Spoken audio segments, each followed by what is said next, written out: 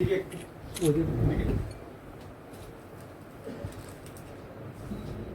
এদিকে এদিকে একটু স্যার স্যার এদিকে একটু ফার্স্ট নং সামনে এসটি কোন পার্টি থেকে কোন দলের আইনস আগে এবার প্রথম নাকি আগেও? এবার প্রথম কেমন লাগলো না আপনার? খুব ভালো লাগলো। কতটুকু আশাবাদী আপনার? আমি মোটামুটি আশাবাদী হই, কারণ আমি দীর্ঘদিন ধরে এখানে কাজ করছি। এই এরিয়াতেই আমি শিক্ষক ছিলাম। আমাদের 10,300 জনের শিক্ষক ছিলাম। তাছাড়া আমার বন্ধুবান্ধব এবং যে তারা প্রতিবেশী আমাদের সামনে এরিয়ার মানুষ, আমি তাদেরকে আপনাদের মাধ্যমেই আবেদন করব যাহাতে আমাকে জয়যুক্ত করে এই 5 নং সামুদ্রিক থেকে জয়যুক্ত করে যাতে বিপুল জয়যুক্ত আমাদের করেন। ধন্যবাদ। আপনি জিতার পরে প্রথম কাজ কি হবে?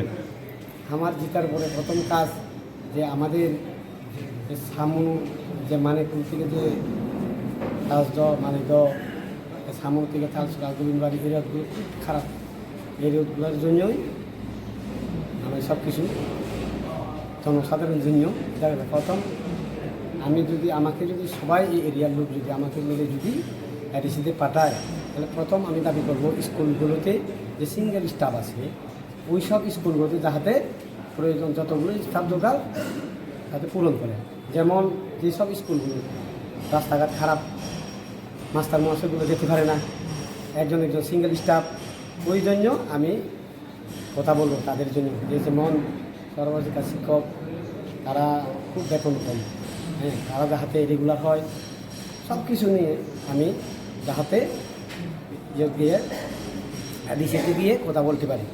খুব আমার ইচ্ছা। আমি নিজেই সর্বশিক্ষা টিচার ছিলাম, এরপর আমি 10,300 জনের মাস্টার ছিলাম, টিচার ছিলাম। আমি সব কিছু জানি যে শিক্ষকগুলোর এই স্কুলের অবস্থা, ওইটা নিয়েই আমি সবচেয়ে করি। কারণ শিক্ষাটা এমন একটা জিনিস যে শিক্ষার আলো যদি 10 বছর যদি না পায়, যে শিক্ষাবিদরা হয়ে গেছে যে স্কুলটা 10 বছর বন্ধ থাকবে, ওই যে এরিয়ার মানুষ 100 বছর পিছনে থাকবে। হ্যাঁ, আমাদের রাজদহ মানিকপুর এগুলো সিঙ্গেল স্টাফ দিয়ে কী করে সম্ভব একটা স্কুল চালানো? এসবি স্কুল, জেবি স্কুল, হ্যাঁ, এই তারপরে নিয়ে ওই আমার সবচেয়ে বেশি যাতে আমাদের এবিসি যে আমরা আদিবাসী লোক রয়েছে ওদের জন্যই যাহাতে শিক্ষা আলোটা তাড়াতাড়ি গিয়ে খুঁজে ওটাই আমি বলবো গিয়ে এগিয়ে। হ্যাঁ, সবাইকে ধন্যবাদ। আপনার নাম? আমার নাম সূর্যলাল চাকমা।